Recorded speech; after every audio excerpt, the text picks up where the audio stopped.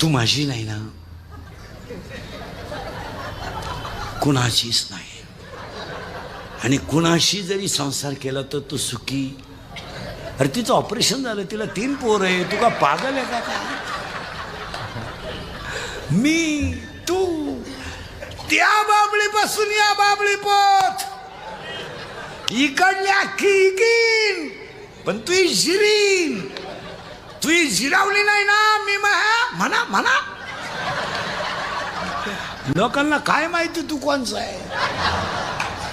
सासूचं सुनाचं भांडण झालं ना, सून म्हणती भूक भूक.